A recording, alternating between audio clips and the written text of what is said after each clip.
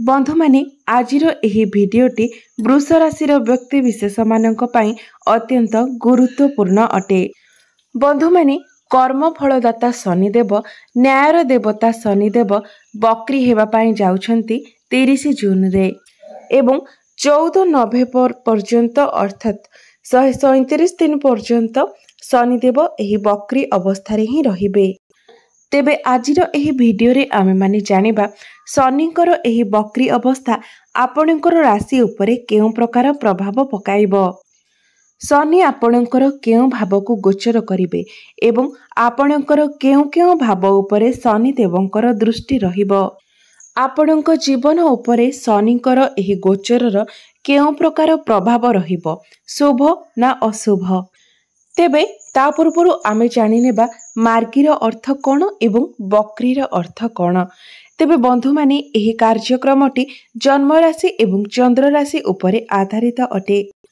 तेबे एही शनिदेव जो 30 जून रु 14 नवेम्बर पर्यंत मार्गीरु बक्री हेबा पई जाउछंती तार प्रभाव वृष राशि व्यक्ति विशेष मानक उपरे किपरि रहिबो आसंतु से विषय रे जानि नेबा। बंधु माने आपणकर राशिर दशम भावरे वर्तमान शनि गोचर करुछंती। बंधु माने बक्रीर अर्थ होइथाय निजर सठिक गति अनुसारे गोचर न करिबा। बंधु माने आपण माने जानती जे प्रत्येक ग्रह सूर्य को परिक्रमा करिथांती, सूर्य को चारिपटे बुली थांती एवं निजर गति अनुसारे गोचर करिथांती। मात्र जेतेबेले कौनसी ग्रह निजर गति अनुसारे गोचर करि नथांती एवं सूर्यଙ୍କ ठारू दूरत्व बनाई नै थांती सेतेबेले सेही ग्रह बक्री होई जाइछंती बोली कुहा जाय थाए। एवं जेतेबेले गोटे ग्रह बक्री होई थाए सेतेबेले से जेउ भावरे गोचर करि थाए सेही भाव सहित से तार पूर्व भावर मध्य फल प्रदान करि थाए। बंधु माने शनि देवंको कर्मर कारक बोली कुहा जाय थाए, तांको कर्मदाता एवं न्यायदाता बोली कुहा जाय थाए। से सर्वदा आपणकर कर्म अनुसार ही फल प्रदान करिथांती। शनि आपणकर जेउ भावरे रहिथांती आपणको सेही कार्य अधिक निमग्न कराइथांती, अर्थात आपण सेही भाव सहित जड़ित कार्य गुड़िकरे अधिक मन निवेश करिथांती एवं अधिक परिश्रम मध्य करिथांती। शनि आपणको परिश्रमी बनाइथांती। बंधु माने वर्तमान शनिदेव आपणकर दशम भावरे गोचर करुछंती एवं एठारे शनिदेव बसी शश नामक राजयोग मध्य बनाउछंती। तेबे दशम भावटी होइथाय आपणकर क्यारियर भाव, दशम भावटी होइथाय आपणकर कार्य क्षेत्रर भाव। तेबे आपण एही समय निश्चय भावरे लक्ष्य करुथिबे जे आपण निजर क्यारियर को नै वर्तमान केते पॉजिटिव अछंती, क्यारियर को नै केते अधिक परिश्रम करुछंती, निजर कार्य को आपण केते अधिक इंपोर्टेंस देउछंती।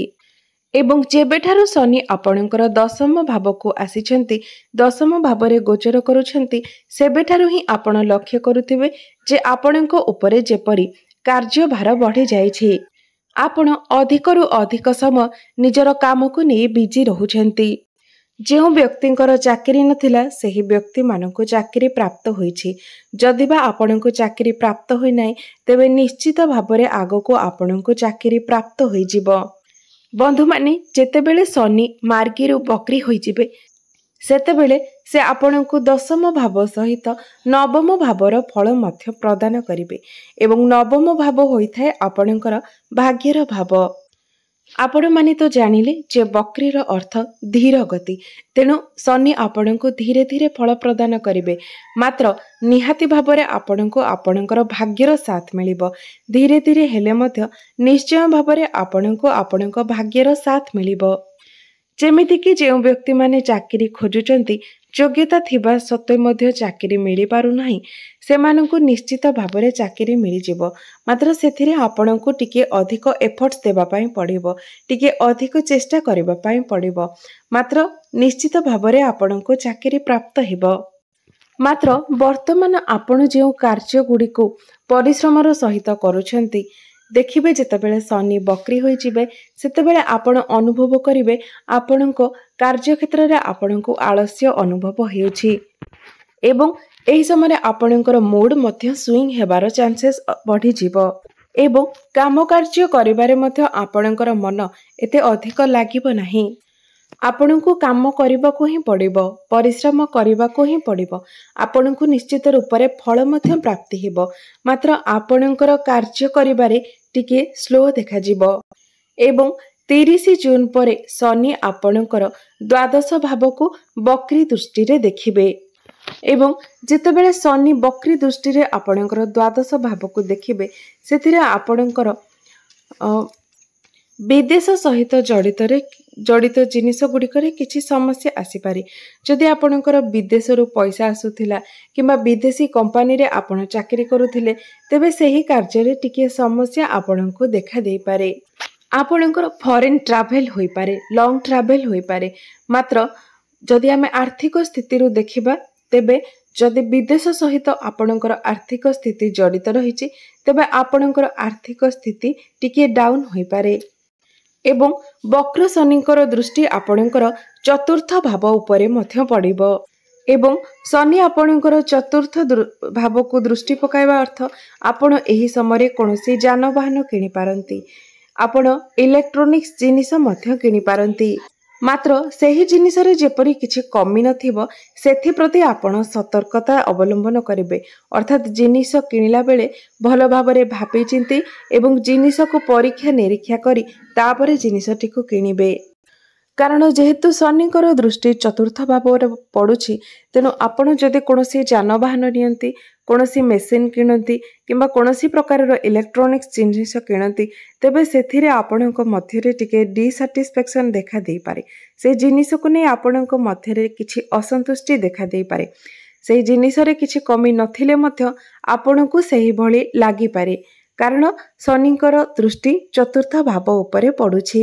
ଏବଂ ଏହି ସମୟରେ ଆପଣଙ୍କୁ ନିଜ ମାଆଙ୍କର ସ୍ୱାସ୍ଥ୍ୟ ପ୍ରତି ଧ୍ୟାନ ଦେବାର ଅଛି, କାରଣ ଏହି ସମୟରେ ଆପଣଙ୍କ ମାଆଙ୍କର ପାଦଜନିତ କିଛି ସମସ୍ୟା, ଆଣ୍ଠୁଗଣ୍ଠି ସମସ୍ୟା, ଜଏଣ୍ଟ ପେନ୍ ଭଳି ସମସ୍ୟା ଦେଖାଦେଇପାରେ। ସେଥିପାଇଁ ମାଆଙ୍କର ସ୍ୱାସ୍ଥ୍ୟକୁ ନେଇ ଆପଣ ଯତ୍ନଶୀଳ ରହିବା ଉଚିତ। ବକ୍ରି ଶନିଙ୍କର ଦୃଷ୍ଟି ଆପଣଙ୍କର ସପ୍ତମ ଭାବ ଉପରେ ମଧ୍ୟ ପଡ଼ୁଛି। ବନ୍ଧୁମାନେ, ବୃଷ ଲଗ୍ନ ଏବଂ ବୃଷ ରାଶି ପାଇଁ ଶନି ଜଣେ ବହୁତ ଲାଭକାରୀ ଗ୍ରହ ବୋଲି ମାନାଯାଇଥାନ୍ତି, ଯୋଗକାରକ ଗ୍ରହ ବୋଲି ମାନାଯାଇଥାନ୍ତି ଏବଂ ଗୋଚରରେ ମଧ୍ୟ ସେ ଅଶୁଭ ଫଳ ପ୍ରଦାନ କରିନଥାନ୍ତି। ମାତ୍ର ଯଦି ଆପଣଙ୍କର ଜନ୍ମ କୁଣ୍ଡଳୀରେ ଶନି ନୀଚ ସ୍ଥିତିରେ ଥାନ୍ତି, ଶତ୍ରୁ ଗୃହରେ ଥାନ୍ତି କିମ୍ବା କୌଣସି ଖରାପ ସ୍ଥିତିରେ ଥାନ୍ତି, ତେବେ ସେହି ପରିସ୍ଥିତିରେ ଆପଣଙ୍କୁ ଖରାପ ଫଳ ପ୍ରାପ୍ତ ହୋଇଥାଏ। ନଚେତ୍ ଶନି ସର୍ବଦା ବୃଷ ଲଗ୍ନ ଏବଂ ବୃଷ ରାଶିକୁ ଶୁଭ ଫଳ ପ୍ରଦାନ କରିଥାନ୍ତି। ନଚେତ୍ ଶନି ବକ୍ରି ହେବା ପରେ ମଧ୍ୟ ଆପଣଙ୍କୁ ସେ ଅଶୁଭ ବଦଳରେ ଶୁଭ ପରିଣାମ ହିଁ ପ୍ରାପ୍ତ କରାଇବେ। ଅର୍ଥାତ୍ ଆପଣଙ୍କ ଜୀବନରେ ଶୁଭ କିଛି ହିଁ ଘଟିବ। ଶନିଙ୍କର ଦୃଷ୍ଟି ଯେତେବେଳେ ଆପଣଙ୍କର ସପ୍ତମ ଭାବ ଉପରେ ପଡ଼ୁଛି, ସେତେବେଳେ ଯଦି ଆପଣଙ୍କର ବିବାହ ହୋଇନାହିଁ, ତେବେ ବିବାହ ଯୋଗ ମଧ୍ୟ ଖୋଲିଯିବ। ମାତ୍ର ସେଥିପାଇଁ ଆପଣଙ୍କୁ ନିଜ ଆଡ଼ୁ ଟିକିଏ ଚେଷ୍ଟା କରିବା ପାଇଁ ପଡ଼ିବ, କାରଣ ଏହି ସମୟରେ ପ୍ରତ୍ୟେକ ଜିନିଷରେ ଆପଣଙ୍କୁ ଚେଷ୍ଟା କରିବାର ଆବଶ୍ୟକତା ରହିଛି ଏବଂ ଚେଷ୍ଟାରେ ଆପଣ ସଫଳ ମଧ୍ୟ ନିଶ୍ଚୟ ଭାବରେ ହେବେ। ମାତ୍ର ଆପଣଙ୍କୁ ପ୍ରତିଟି ଜିନିଷ ପାଇଁ ନିଜ ଆଡ଼ୁ ଚେଷ୍ଟା କରିବାର ଅଛି। ତେବେ ବନ୍ଧୁମାନେ, ଶନିଙ୍କର ଏହି ବକ୍ରି ଅବସ୍ଥା ଆପଣଙ୍କୁ ନିଶ୍ଚୟ ଭାବରେ ଶୁଭ ଫଳ ପ୍ରଦାନ କରିବ। ଆପଣଙ୍କର ପରିଶ୍ରମ ବଢ଼ିଯାଇପାରେ, କାର୍ଯ୍ୟର ଭାର ବଢ଼ିଯାଇପାରେ, ମାତ୍ର ଆପଣ କାର୍ଯ୍ୟ କରି ନିଶ୍ଚିତ ଭାବରେ ଫଳ ମଧ୍ୟ ଲାଭ କରିବେ। ଫଳ ପାଇବାରେ ମଧ୍ୟ ଆପଣଙ୍କୁ ଟିକିଏ ଅପେକ୍ଷା କରିବାକୁ ପଡ଼ିପାରେ, କିନ୍ତୁ ତଥାପି ବି ଆପଣଙ୍କୁ ଶୁଭ ଫଳ ନିଶ୍ଚୟ ଭାବରେ ପ୍ରାପ୍ତ ହେବ। ତେବେ ଆସନ୍ତୁ ଜାଣିନେବା ପ୍ରତିକାର ବିଷୟରେ। ଯେଉଁ ପ୍ରତିକାର ଗୁଡ଼ିକ କରିବା ଦ୍ୱାରା ଯଦି କିଛି ବି ଅଶୁଭତ୍ୱ ରହିଥାଏ, ତେବେ ସେହି ସବୁ ଅଶୁଭତ୍ୱର ଖଣ୍ଡନ ହୋଇପାରିବ। ତେବେ ଆପଣ ପ୍ରତ୍ୟେକ ଦିନ ଶନିଙ୍କର ବୀଜ ମନ୍ତ୍ରର ଜପ 108 ଥର କରନ୍ତୁ। ଶନିଙ୍କର ବୀଜ ମନ୍ତ୍ର ହେଉଛି ଓମ୍ ପ୍ରାଂ ପ୍ରିଂ ପ୍ରୋଂ ସହ ଶନିଶ୍ଚରାୟ ନମଃ। ଏହି ମନ୍ତ୍ରକୁ ଆପଣ ପ୍ରତ୍ୟେକ ଦିନ 108 ଥର ନିଶ୍ଚୟ ଜପ କରନ୍ତୁ। ଏହା ବ୍ୟତୀତ ଆପଣ ପ୍ରତ୍ୟେକ ଦିନ ହନୁମାନ ଚାଳିଶାର ପାଠ କରନ୍ତୁ ଏବଂ ପ୍ରତ୍ୟେକ ଦିନ ସ୍ନାନ କରିସାରିବା ପରେ ତମ୍ବା ପାତ୍ରରେ ସୂର୍ଯ୍ୟଦେବଙ୍କୁ ଜଳାର୍ଘ୍ୟ ଅର୍ପଣ କରନ୍ତୁ। ତେବେ ବନ୍ଧୁମାନେ, ଯଦି ଆପଣଙ୍କର ବୃଷ ରାଶି ହୋଇଥାଏ, ତେବେ ଭିଡ଼ିଓଟିକୁ ଲାଇକ୍ କରି ଚ୍ୟାନେଲଟିକୁ ସବସ୍କ୍ରାଇବ୍ କରିଦେବେ ଏବଂ କମେଣ୍ଟ ବକ୍ସରେ ଜୟ ଜଗନ୍ନାଥ ନିଶ୍ଚୟ ଲେଖିବେ।